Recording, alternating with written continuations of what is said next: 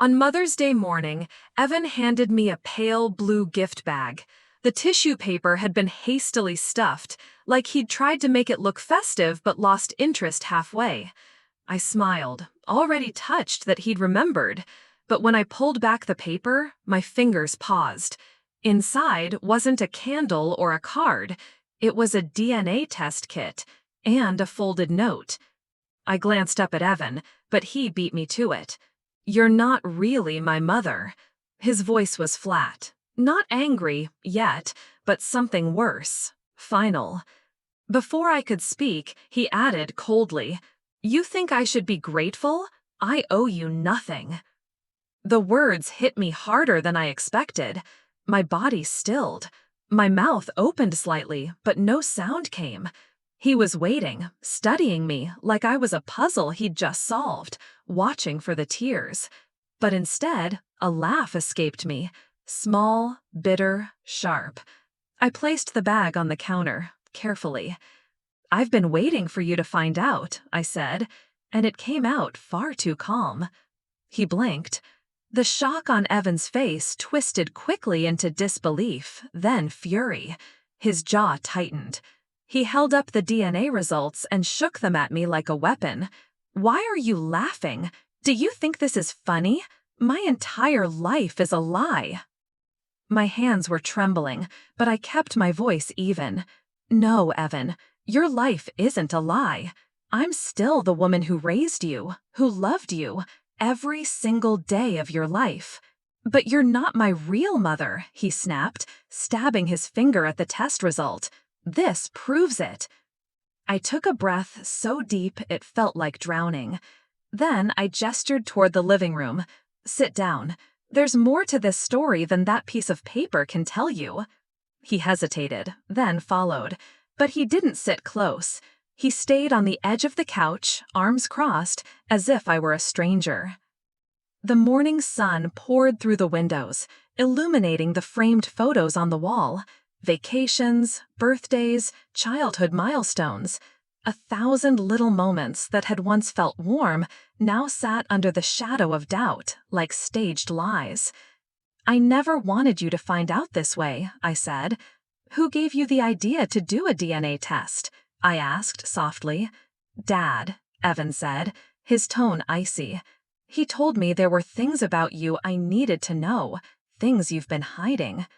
Of course. Daniel, my ex-husband, the man who had once sworn he'd keep the truth buried as part of our divorce settlement. That was 5 years ago. I should have known his loyalty wouldn't last, especially now that he had a new wife, a new baby, and a squeaky clean image to maintain. "Your father had no right to do that without speaking to me first," I said, anger simmering beneath my words. Daniel knew exactly what he was doing, turning Evan against me, just when I was finally starting to rebuild after the wreckage he left behind. "So it's true then," Evan leaned forward. "You're not my biological mother." I looked into his face, the same face I had kissed goodnight 1,000 times, the same boy I'd held through sickness and heartbreak and scraped knees.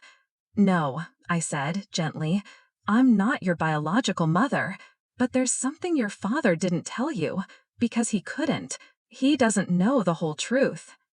Evan's expression didn't soften, but a flicker of curiosity passed over it. "What are you talking about?" "He only gave you half the story," I said. "He's manipulating you, Evan, using this to punish me because I finally stood up to him." "Dad wouldn't do that," Evan said automatically, but there was doubt in his voice now. "If he wanted you to know the truth, he would have sat down with both of us to explain. Instead, he handed you a DNA test on Mother's Day." My voice cracked despite myself. That wasn't about truth. That was about hurting me. Evan looked away, but I knew he was listening now. He'd lived through our arguments before the divorce. He'd seen Daniel's need to win, no matter the cost. "So, what is the truth?" he asked. I got up and walked to my bedroom. From the closet, I retrieved a small wooden box. I had kept it locked for 23 years, prepared, somehow, for this very moment. though I never imagined it would come like this. I returned and placed it between us on the coffee table. 23 years ago, I began, Daniel and I were desperate to have a child. We tried everything: fertility treatments, surgeries, specialists. Nothing worked. I opened the box and removed a stack of yellowed papers. That's when your father came up with a plan. Evan took the top paper, scanned it, his brow furrowing. A surrogacy agreement?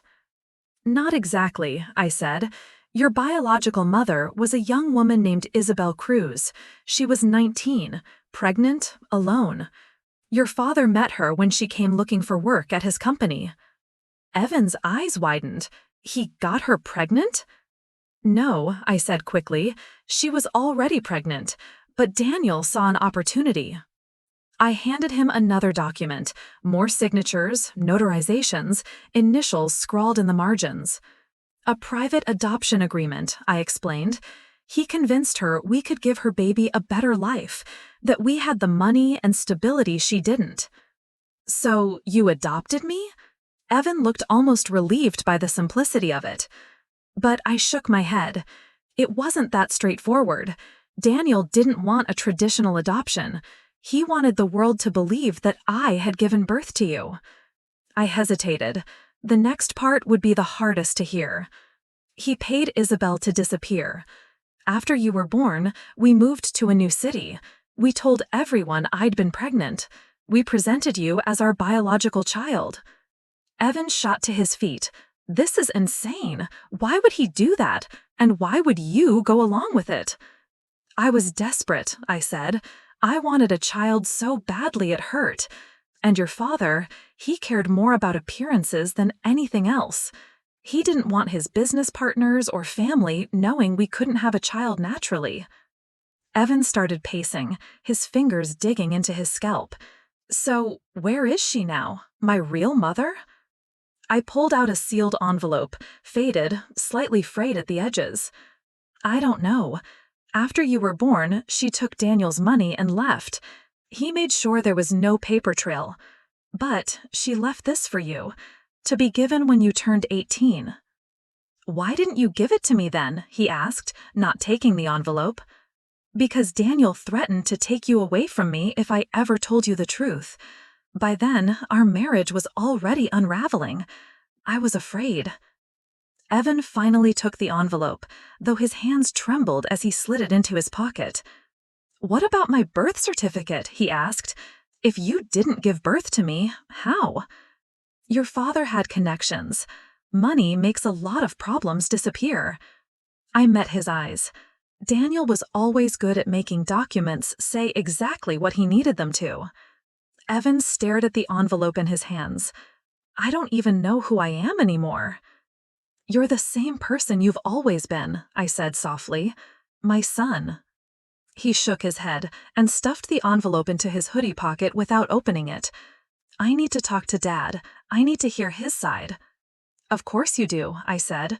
But before you go, I reached into the wooden box one more time and pulled out a small USB drive. There's something else you should know. Something I discovered right before our divorce. The real reason Daniel left. Evan took the flash drive, suspicion darkening his eyes. What is this? The truth, I said, about who your father really is, and why our marriage actually ended. I closed the wooden box. But be careful, Evan. Your father, he's dangerous when he feels threatened. Dangerous? Evan echoed, alarm flashing in his face. What are you talking about? I rolled up my sleeve, revealing the long, faded scar that ran from my wrist to my elbow. This wasn't from a car accident, like I told everyone. Evan went pale. Dad did that to you? Before I could answer, my phone rang. I glanced at the screen and felt my blood turn to ice. Daniel Prescott. Evan stood up fast.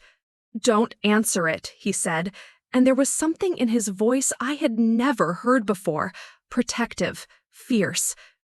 I looked at my son and saw the first crack in his image of Daniel, but I knew one thing for certain. Daniel wasn't going to stop with a phone call, and whatever game he had started, it had only just begun. The phone chimed again, this time with a text. I opened it, and my hands began to shake uncontrollably. "Tell Evan I'm coming to get him and Laura. I know about the files. This time, you won't walk away." Evan read it over my shoulder, his face drained of color. "What files is he talking about?" he whispered. "And what does he mean, you won't walk away this time?" I grabbed my purse and car keys. The dread that had lived dormant in my bones for years now screamed in every nerve. "We need to leave, now." "Mom, you're scaring me." Evan followed as I ran to the bedroom and pulled an emergency bag from under my bed. "What's happening?" he asked, trying to keep up. "Your father isn't just coming to talk, Evan.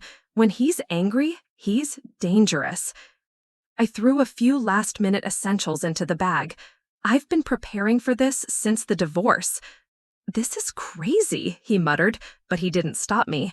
"You're acting like Dad's some kind of criminal." I zipped the bag, then turned to face him, my voice hard and direct. "The USB drive I gave you contains financial records. After the divorce, I found out your father had been embezzling money from his own company. Millions. He was funneling funds to offshore accounts, hiding assets, lying to everyone." Evan shook his head, stunned. "That's not possible. His business is legit. He's respected." "He's respected because he's good at faking it," I said, slinging the bag over my shoulder. "When I confronted him, he attacked me. That's when this happened." I gestured to the scar on my arm. "Because of the money?" Evan's voice was raw. He told me the car accident story was for my protection, that if I ever told anyone the truth again, it would be worse next time. I checked my phone. No more messages. But Daniel lived just 30 minutes away. He was probably already on his way. The divorce agreement included my silence, in exchange for safety for both of us. Evan ran his hands through his hair. The resemblance to his father was uncanny, and for the first time, I saw it as a warning instead of a comfort. "If that's true," he said, "why didn't you go to the police?" "I tried," I said, "but your father has friends, high up, friends who owe him favors. There was no evidence. He made sure of it." I headed toward the front door. "But that USB drive holds copies I managed to hide. It's not enough to convict him, but it's enough to threaten him. And now that he knows you have it?" Evan hesitated by the door. "I need to know if his side of the story matches yours." "Evan, please, it's not safe." "Mom, I'm not a kid anymore. I can make my own decisions." His voice was calm but firm. "I'll meet you at Aunt Rachel's tomorrow." I stared at him, terrified. "You don't understand what he's capable of." "He's my father. He won't hurt me." That confidence, so like Daniel's, cut into me. "At least meet him somewhere public, please." "I will. Copperfield Cafe. It's downtown, broad daylight." I wanted to argue, to scream, to drag him with me. But I knew Evan. He had Daniel's stubborn streak. Pushing him would only drive him further away. "Fine," I said, "but promise me you'll be careful. Don't show him the USB. Don't even let him know you have it." "I promise," he said, and pulled me into a tight hug. "I'll call you after." I watched him drive away, anxiety knotting my stomach so tight I could barely breathe. As soon as he disappeared around the corner, I pulled out my phone and texted Rachel. "Emergency. Daniel knows. Evan and I heading to the cabin separately. Need your help." Her response was instant. "On my way. Don't use credit cards. Ditch your phone." You know the drill. Rachel was the only person who knew the full truth. As a former prosecutor, she understood the kind of danger Daniel posed and the people he might be involved with. I dropped my phone into the kitchen sink and turned on the garbage disposal. The grinding scream of metal made me flinch, but when it stopped, the phone was gone. I grabbed the burner phone from the emergency bag and headed into the garage. But something stopped me. The driver's side door of my car was ajar. I froze, scanned the garage. Nothing looked disturbed, but every hair on my neck stood on end. Cautiously, I peered under the car. A small black device was strapped near the wheel well, a tracker. Daniel was already one step ahead. I didn't hesitate. I ducked through the side door of the garage, cut across the neighbor's yard, and emerged 2 streets down. Mrs. Bott was trimming her roses when she looked up and waved. "Lovely day, isn't it, Laura?" I forced a smile. "Beautiful. Listen, my car won't start. Emergency came up. Could I borrow yours for the day?" Mrs. Bott didn't hesitate. "Of course, dear. Let me get the keys." 20 minutes later, I was on the highway in her old Honda heading north. I tried not to think about Evan walking straight into the lion's den. But I had no phone, no way to warn him. Rachel's cabin was 3 hours away, deep in the woods. No internet, no address. Perfect for disappearing. Traffic began to slow as I neared the Grayson Bridge out of town. Blue lights flashed ahead. A police checkpoint. My grip on the steering wheel tightened. This wasn't a coincidence. Daniel's friends in the department were already looking for me. I took the nearest exit, looping back toward the industrial district. I couldn't cross the bridge, and I couldn't risk being spotted. I needed another plan.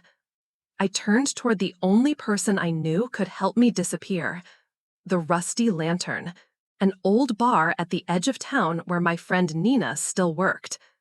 Years ago, when Daniel's abuse turned physical, Nina had been the one who took the photos, who helped me hide the bruises when I was too afraid to go to a hospital. She never asked questions, just promised to help if I ever needed to run. I parked behind the building and slipped through the back door. Nina looked up from behind the bar. "Laura, what are you—" Then she saw my face. "Oh my God, what's wrong?" "I need your help," I whispered, "and your phone." She didn't ask anything else. In the back office, I dialed Evan's number. No answer.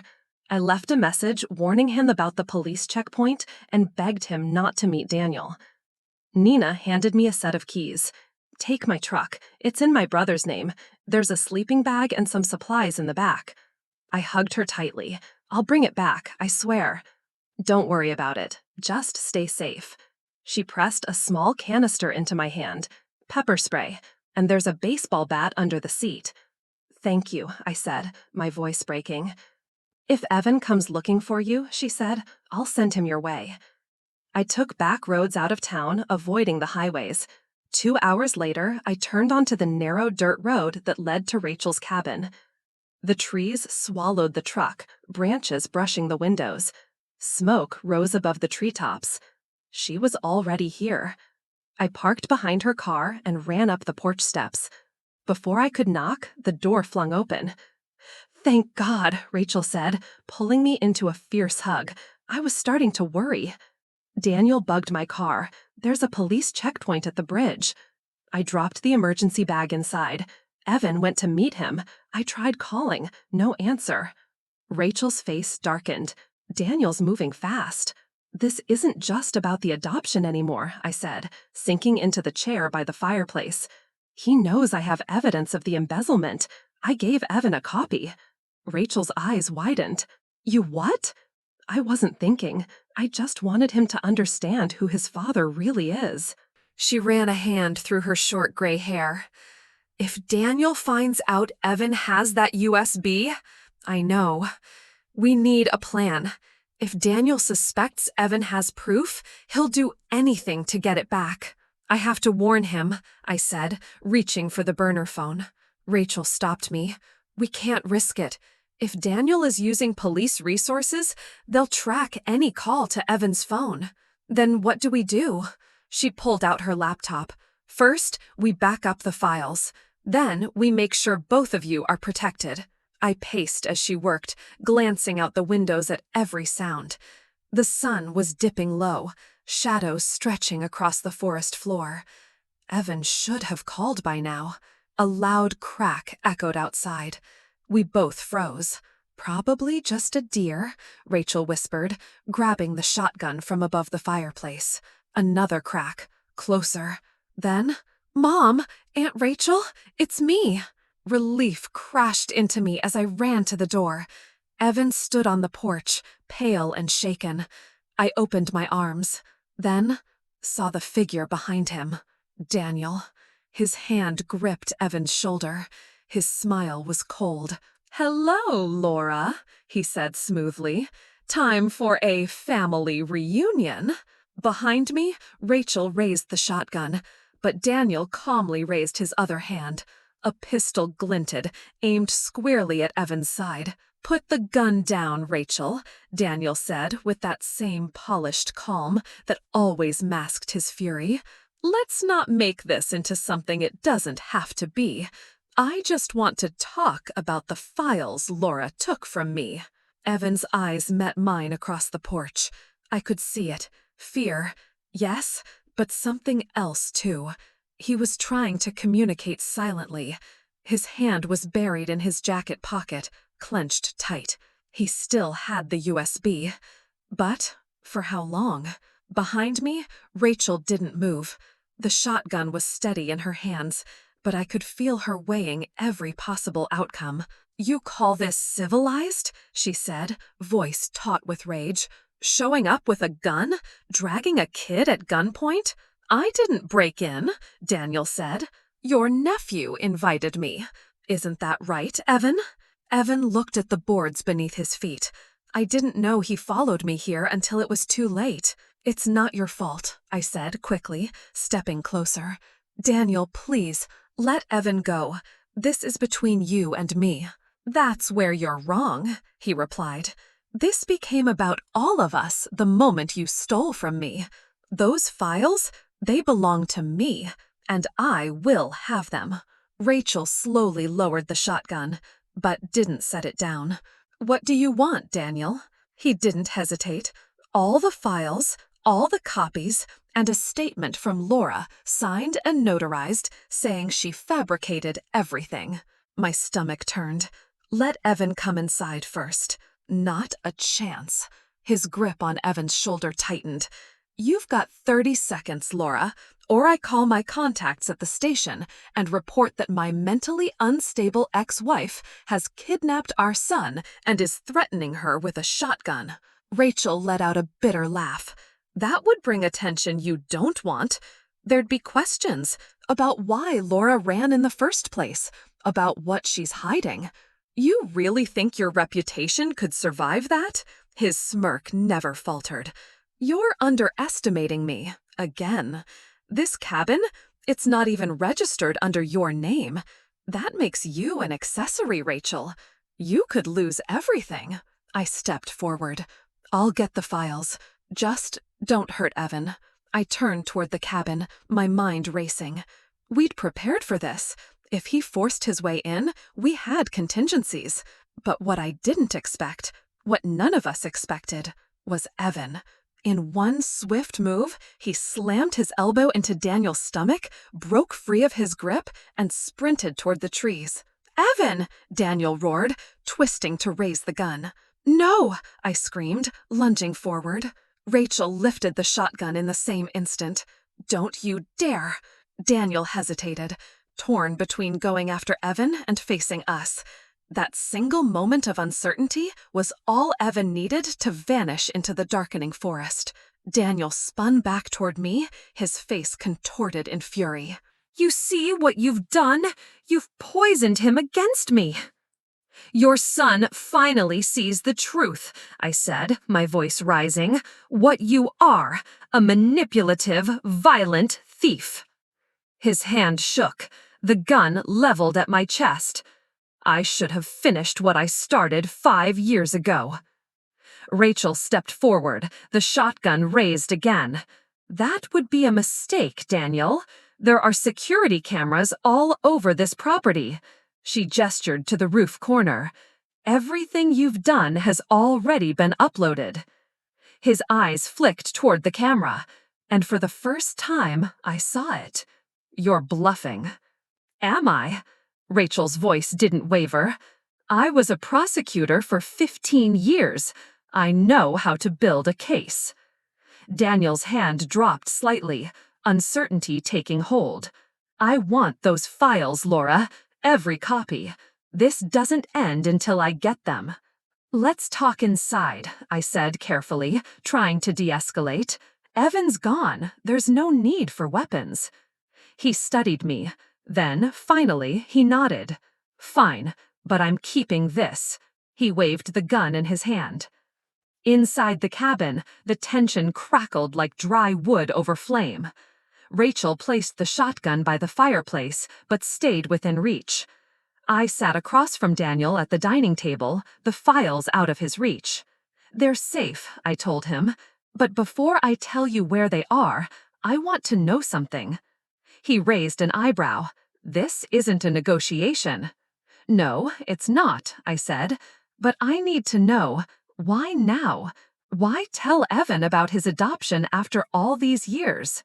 His face twitched, the first crack in his confidence. You think I planned this? Evan did the DNA test on his own. His girlfriend got it for his birthday. When he came to me with the results, I saw an opportunity. To isolate me, I said, to make sure I was alone when you came for the evidence. You've always been smart, Laura, he said with a smirk, but not smart enough. You should have destroyed the files years ago. Rachel leaned against the fireplace, arms crossed.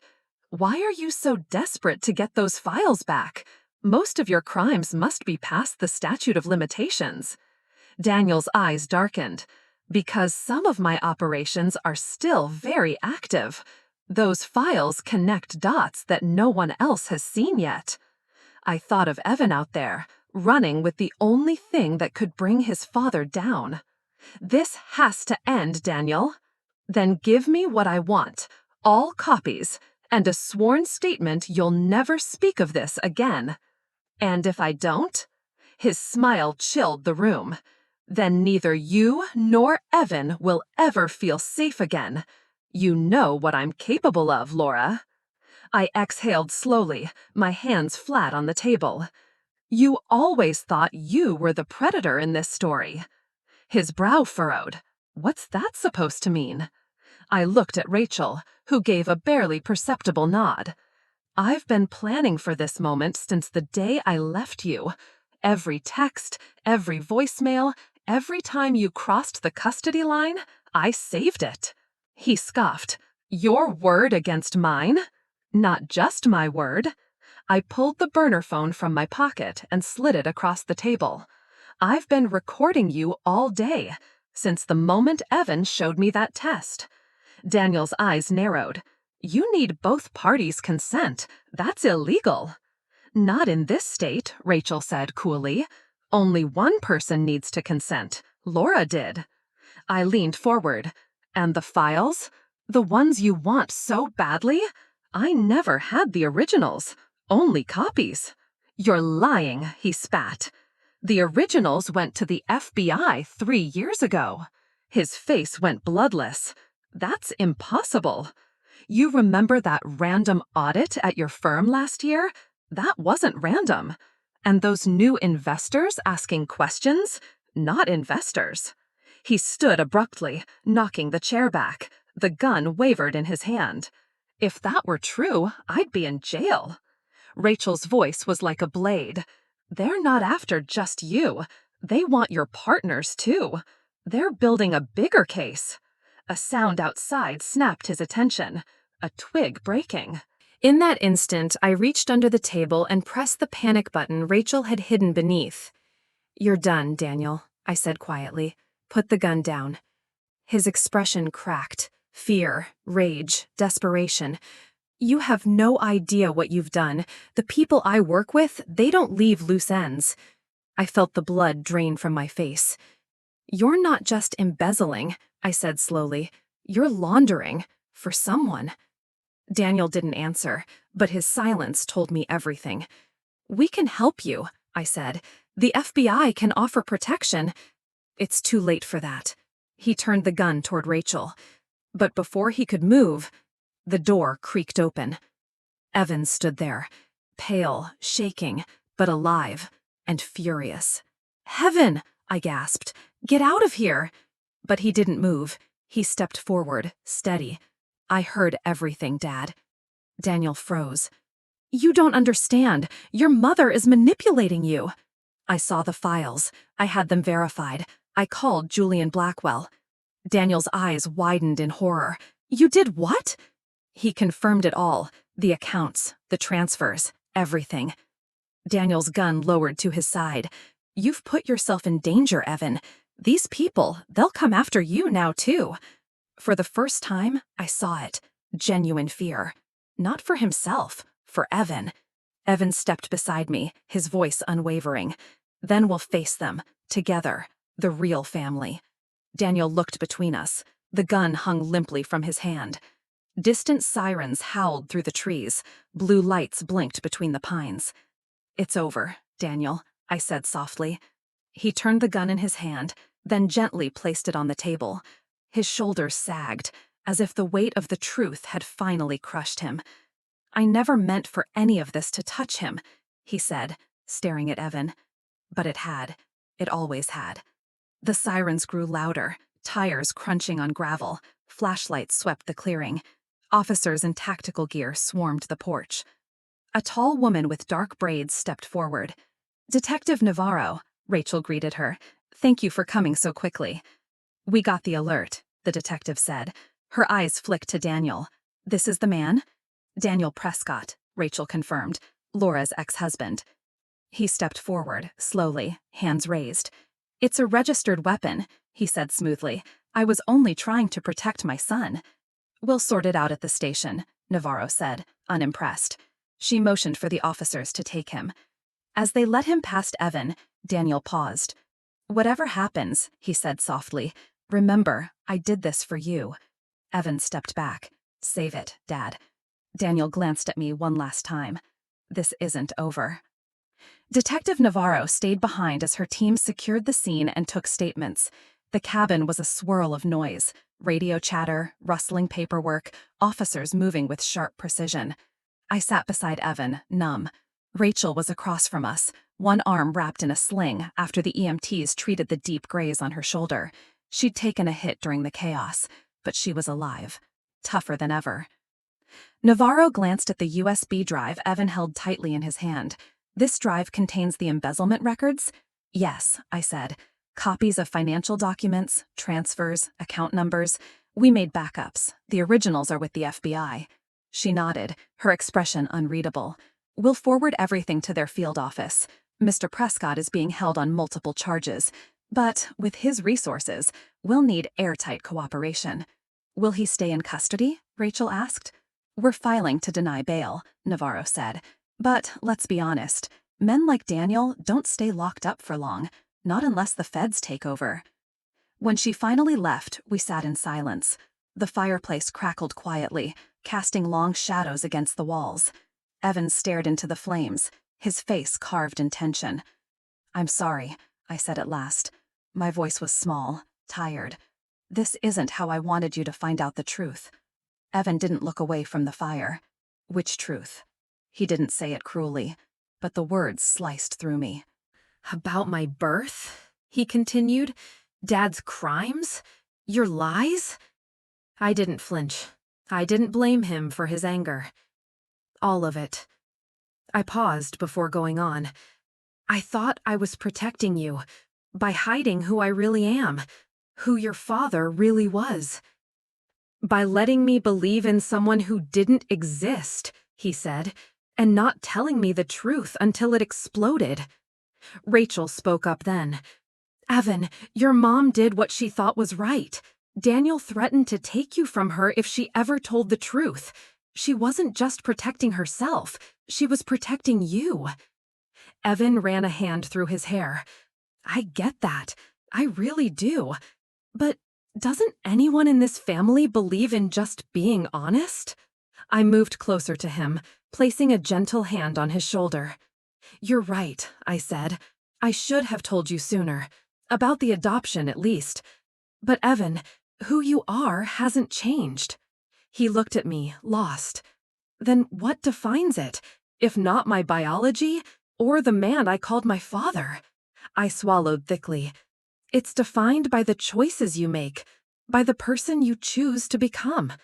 And today, you chose to stand for truth. That's who you are.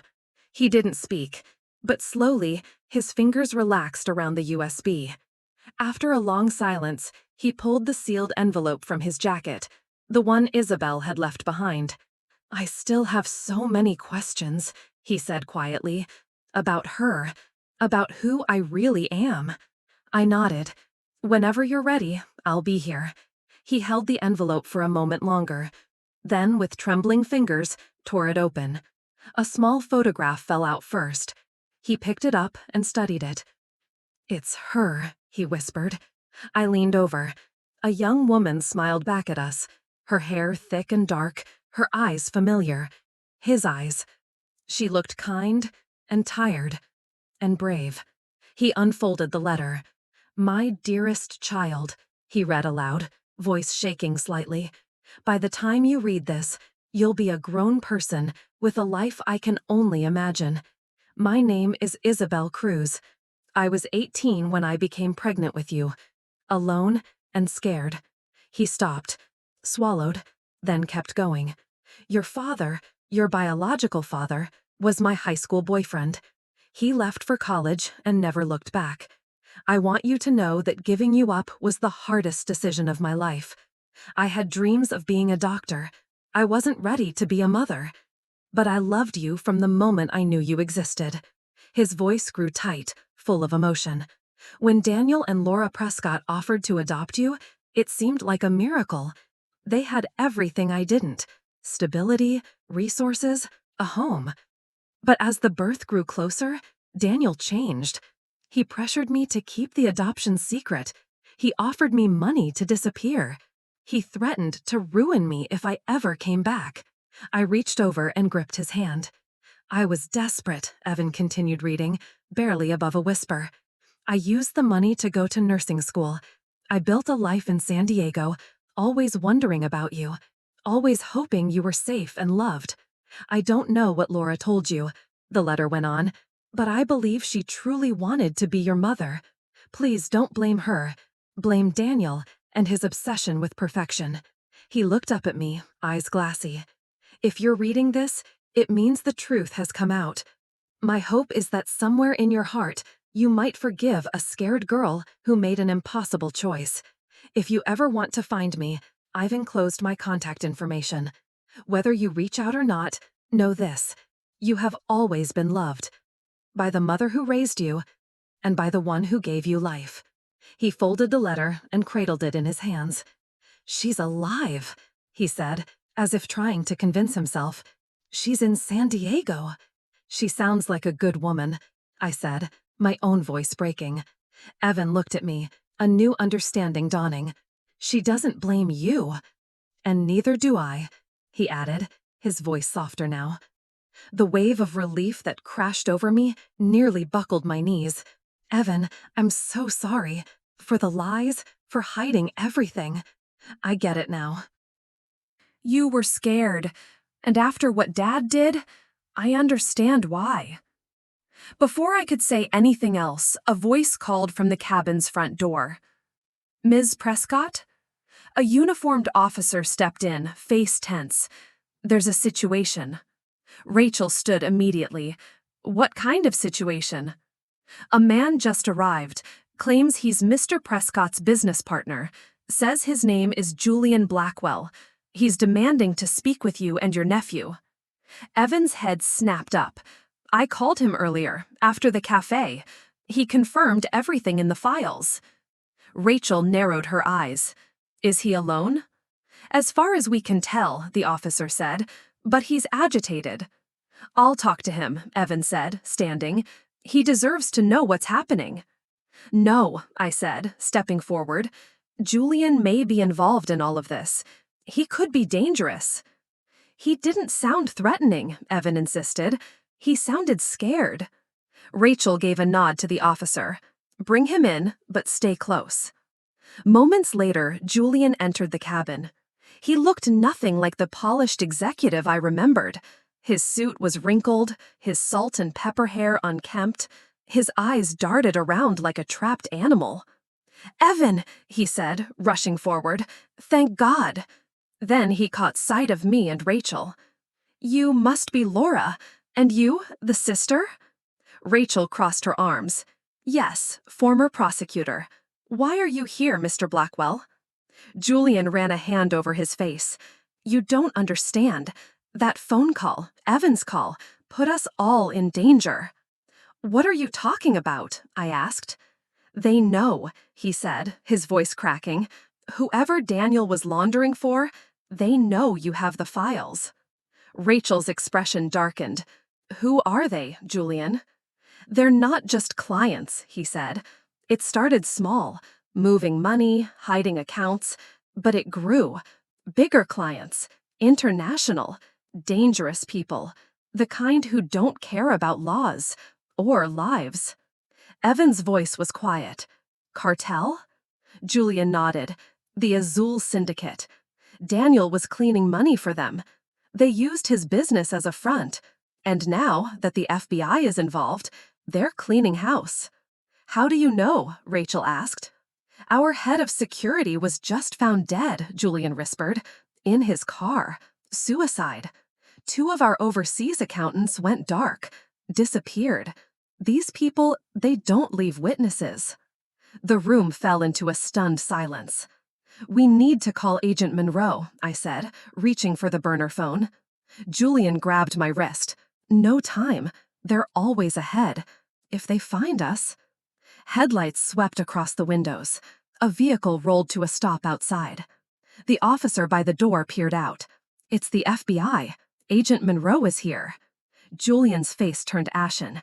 "Too fast. That's too fast." "Kate triggered the panic alert," I explained. "It notifies the field office." A tall man stepped inside, flashing a badge. "Agent Wilson, FBI. Agent Monroe sent me to relocate you." My stomach sank. I'd spoken to Monroe that morning. She was a woman. "You're not Monroe," I said. Wilson didn't flinch. "She sent me in her place." "That's not possible," I said, stepping back. He moved toward his jacket. Julian lunged. Chaos erupted. Rachel shouted for the officer to draw his weapon. Shots rang out. I grabbed Evan, dragging him toward the back hallway, the one with the hidden door. "They're not FBI," I yelled. "They're the syndicate." We ran, heartbeats pounding like drums, reached the hidden panel, pushed through into the cold night. Behind us, gunfire echoed, screams, then silence. "She's giving us a chance," Evan said, tears on his face. "Don't waste it." We ran through the dark woods, not stopping, not breathing, until the forest swallowed the chaos. The forest swallowed us whole, trees rising like silent sentinels in every direction. We ran until our lungs burned and our legs gave out beneath us. Only then, beneath a large oak draped in hanging moss, did we collapse. Evan dropped to the cold ground, gasping. I crouched beside him, one arm protectively over his shoulders, listening. The silence buzzed. No shouting, no gunshots, just wind rustling through the leaves and our ragged breaths. "Are they following us?" Evan asked between gasps. I didn't know. "We have to keep moving," I said. He shook his head. "Just give me a minute, please." I let him rest, brushing hair from his damp forehead. The night air was growing colder. Without shelter, we wouldn't last long. "We need to find a road," I said gently. "A way out. Get to a town. Call the real FBI." Evan sat up slowly. His face was pale in the moonlight. "If we're still heading north, there should be a highway 5 miles that way." I helped him to his feet. We walked in silence for a while, the brush crunching beneath our borrowed boots. The adrenaline was fading, replaced by raw exhaustion and unspoken fear. My thoughts kept circling Rachel. Had she survived the ambush? Had anyone? "I need to stop," Evan said, about an hour later, his voice strained. We huddled beneath a thicket of pine trees. I pulled the emergency blanket from Rachel's survival kit and wrapped it around us. He leaned into me like he had when he was a little boy and had nightmares. Then, without a word, he pulled out Isabel's letter.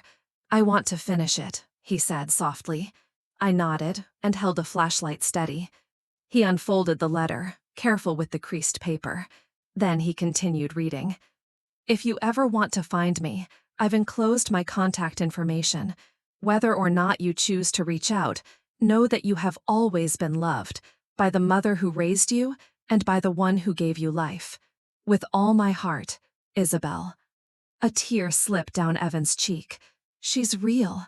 She wanted me, even when she couldn't keep me. I reached over, squeezing his hand. "You've always been wanted. Always." He pulled the photograph from the envelope and studied it again. "She looks like me." "She has your eyes," I said, "and that smile." Evan tucked the letter into his jacket. "If we make it out of this, I want to meet her." "We will," I said. "We're going to survive this, both of us." A voice suddenly echoed through the trees. "FBI, we're here to help." Flashlight beams cut through the darkness. Evan jerked up. "What do we do?" "Wait," I whispered. "Listen." The voices grow clearer. I caught phrases. "Rachel sent us. Safe to come out." "It could be a trap," I warned. Evan nodded. "Or it could be real. We can't stay out here forever." I scanned the figures approaching. They wore FBI jackets. One stepped ahead, holding up a badge. "Laura Prescott? Evan Prescott?" I stepped forward cautiously, holding a branch like a weapon. "Yes, who are you?" "I'm Agent Monroe. Catherine sent us your GPS location before the cabin was attacked." "Prove it," Evan said. The woman smiled and pulled out her phone, showing a photo of herself and me at a coffee shop. A meeting from over a year ago, one Daniel never knew about. I exhaled. "You're real." "She's alive," Monroe said gently. "Rachel's hurt, but stable. The officer didn't make it. Julian Blackwell is in custody. He surrendered as soon as we arrived." A sob broke free from my chest. Rachel was alive. Monroe led us through the woods to a clearing where several black SUVs idled. Evan and I were bundled into the back of one and handed water and thermal blankets. "I thought we'd lost you," Monroe said, her voice thick. "Daniel warned us his associates might act fast, but we didn't know how fast." "Those men," I said, "they were the Azul Syndicate?" Monroe nodded. "They've used Daniel's company for years. We've been investigating them under deep cover, but now things are accelerating." "Is Daniel in custody?" Evan asked. Monroe nodded. "He realized the syndicate would kill him for leaking anything, so he started talking. Gave us names, accounts, internal records. To save himself," Evan muttered. "And to make sure we found you before they did," Monroe added. I didn't know how to feel. After everything Daniel had done, had he still tried, in some warped way, to protect Evan? Inside the vehicle, Monroe briefed us on what was next. Witness protection, temporary names, a complete relocation, at least until the syndicate leaders were in custody. "What about Isabel Cruz?" Evan asked quietly. "She's in San Diego. Does she know any of this?" "We've located her," Monroe said. "We'll bring her into protective custody if needed, but she's safe, for now." We rode in silence the rest of the way. I kept glancing at Evan, expecting the weight of everything to break him, but he sat tall, jaw clenched, the letter still tucked into his jacket.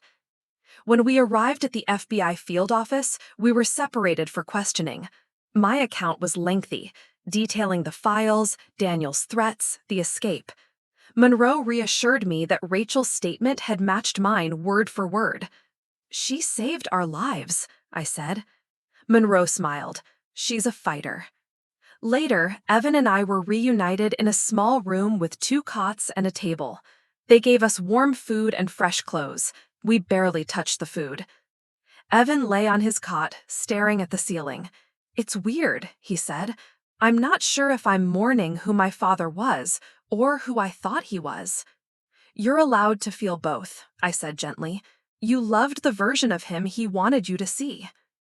"Do you think he ever really loved me?" he asked. I didn't lie. In his own way, But his love was built on control and fear. That's not real love. Evan nodded slowly. Then, I guess I'm finally free. 6 months later. The house was small, quiet, nestled on the edge of Asheville, North Carolina. It wasn't the life we'd planned, but it was the life we had. Evan had just returned from his first visit to San Diego. I sat on the porch, watching him and Isabel laugh together in the garden as they replanted herbs in ceramic pots. She'd cried the first time she saw him, just touched his face, over and over, as if she couldn't believe he was real. Evan had that same look, wonder, belonging. Rachel came out onto the porch, arm finally healed. She carried 2 mugs of tea. "They're really bonding," she said with a smile. "They are," I replied. "He's visiting again next month." She offered to help him apply to nursing school there. "You okay with that?" she asked gently. I nodded. He's found something he was missing. I can't begrudge him that. Rachel sipped her tea. "You're a good mother, Laura." Tears prickled in my eyes. I just want him to be happy. Agent Monroe stepped onto the porch, her expression lighter than usual. "It's done," she said. Rachel straightened. "The case?" Monroe nodded. "Daniel's testimony secured the final conviction. The leaders of the Azul Syndicate are in custody. The operation is dismantled." "What happens to him now?" I asked. "Reduced sentence," Monroe said. "Minimum security. He'll serve 7 years with good behavior." I was surprised at how little anger I felt. Maybe because I'd already paid the price. Maybe because I'd finally let go. From the garden, Evan called out, "Mom, come meet Isabel properly. She wants to thank you." I rose and walked to them. Isabel stood and took my hands in hers. "Thank you," she said, "for loving him, for raising him when I couldn't." "Thank you," I replied, "for giving me the chance to be his mother." That evening, we shared dinner on the porch. Me, Evan, Isabel, Rachel. A family built not by blood alone, but by truth and choice and forgiveness. When Evan raised his glass and said softly, "To family, the one we choose," I knew we had survived the fire. And from its ashes, we had built something stronger. The sun dipped low over the hills outside Asheville, casting long golden shadows across the yard. The soft hush of cicadas filled the evening air, blending with the occasional laugh from Evan and Isabel as they watered plants together. I stood at the kitchen sink, drying the last of the dishes, letting the moment settle around me like a well-worn sweater. We'd come a long way. After the convictions, the FBI slowly lifted the restrictions on our movement. They had reassured us that the Azul Syndicate's leadership had been dismantled. The trial had drawn attention. Financial crimes, organized laundering, embezzlement, it had all come to light. And Daniel, for all his faults, had helped bringing Empire down in exchange for safety. Witness protection had transitioned to what they called low-risk status, a monitored life, but not a hidden one. I still checked the locks every night, still paused before starting the car, scanning for anything out of place. But the terror was no longer constant. A door creaked open behind me. Rachel stepped into the kitchen, tucking a worn paperback under her arm. "He's talking about nursing school again," she said, voice light. "He's serious," I replied. "He already applied to 2 programs in San Diego." Rachel raised an eyebrow. "How do you feel about that?" I gave her a tired smile, like I want to cry and cheer at the same time. "You raised a good man, Laura." "I tried," I said, "but he also raised himself. Through every lie, every twist, he never stopped wanting to know the truth. He earned his way to himself." Rachel studied me for a moment. "Do you think you'll ever forgive Daniel?" I was quiet for a long time. "I don't think I have to," I said at last. "What he did was unforgivable, but I can let go of the part of me that's still angry, that still hurts. That's enough." She nodded and rested a hand on my shoulder. "Come outside, they're setting the table." I followed her out. The evening breeze was warm, fragrant with rosemary and wood smoke. Evan and Isabel were lighting candles along the table. They looked up as we approached. Evan smiled, and it wasn't forced. It wasn't heavy. It was real. "Almost ready," he said. "We thought we'd eat out here." "Perfect," Rachel said, helping set plates. "You two have done all this yourselves?" "Mostly Evan," Isabel said, nudging him playfully. "He's learning fast." "I've had good teachers," he said, glancing at both of us. Dinner was simple. Grilled vegetables, roast chicken, a lemon tart Isabel had brought from a local bakery. But it felt like a feast. There were no secrets left between us. Just stories. Real ones. Evan told Isabel about growing up, about the science fairs I'd helped him prepare for, the time he broke his arm climbing the fence behind our first house. I filled in the quieter memories, his love of music, how he used to sleep with his feet pressed against the wall. Isabel listened with tears in her eyes. She didn't try to reclaim anything. She simply received the gift of his past, piece by piece. "I used to imagine you," Evan said, "when I was a kid. I'd tell myself maybe my real mom was a superhero or a scientist somewhere." "I'm not either of those," Isabel said, laughing gently. "But I'm here now, however much of me you want." He didn't answer with words, just reached across the table and took her hand. Rachel raised a glass then, lifting it toward the soft dusk sky. "To new beginnings," she said. "To truth," I added. Evan's eyes met mine, and he smiled. "To family, the one we choose." We clinked our glasses together in the fading light. Later that night, I stood in the hallway of our little rental house, listening to the quiet creaks of floorboards and the faint hum of Rachel's audiobook playing in the guest room. The smell of lavender lingered in the air from Isabel's tea blend. I stepped into Evan's room. He was sitting on the floor, the letter from Isabel beside him, his laptop open on the bed. "Hey," he said, smiling. "Couldn't sleep?" "Not really." He motioned for me to sit. "Me neither." I sank on the floor beside him. "I've been thinking," he said, "about everything that happened. Dad, the cartel, the cabin, all of it. I keep waiting for it to feel far away." "Does it?" "Not yet, but I'm getting closer." We sat in silence for a bit. Then he asked, "Do you think Dad loved us? I mean, really loved us?" "I think he loved power," I said carefully, "and control. And I think he convinced himself those were love." Evan nodded, staring at his fingers. "I think part of me will always wish he'd been different." "That's human," I said. "But what matters is what you do with that wish, whether it keeps you frozen or helps you walk forward."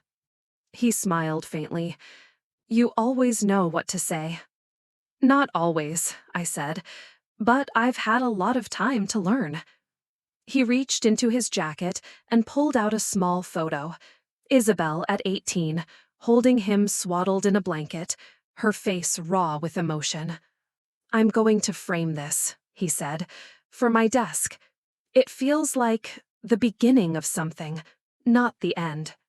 "It is the beginning," I said. "You get to write your own story now." "I want to help people," he said. "That part feels clear now, after everything." He reached over, took my hand, and looked at me with a steadiness that made my throat tighten. "Thank you, Mom," he said, "for never giving up, for fighting for me, even when I didn't understand why." I wrapped my arms around him and held him like I had when he was small. And for the first time in years, I felt peace. Epilogue, 1 year later. The small white envelope came on a Thursday morning, addressed to me in clean handwriting I didn't recognize. No return address, just my name and our quiet street number. Inside was a single card, printed simply, "Thank you for giving him what I never could. I see." A faint pressed flower was folded inside, lavender. I tucked it into my jewelry box beside the scarred USB drive I no longer needed. We had won. Not just against Daniel, or the syndicate, or the fear. We had won something deeper. We had reclaimed the truth, and in its place, we had grown a family. Not perfect, but whole. The kind built on love. The kind built to last. This story reminds us that truth, no matter how long it's buried, always finds a way to surface. I Wasn't Really His Mother is more than a tale of secrets and survival. It's a journey through heartbreak, resilience, and the strength it takes to protect the people we love, even when the truth threatens to tear everything apart. Laura's story shows us that being a parent isn't about biology. It's about choice, courage, and the willingness to stand in the fire for someone else. If this story moved you, inspired you, or made you think differently about family and forgiveness, please like, subscribe, and share it to support this channel. Your support helps me continue telling raw, emotional, and powerful stories like this one. Stories that dive deep into the heart of what it means to love, to lose, and to fight for what's right. I'd love to know where you're watching from. Drop a comment with your region or country so we can see how far this story travels. And remember, the truth might hurt, but sometimes it's what sets us free. Thank you for being here.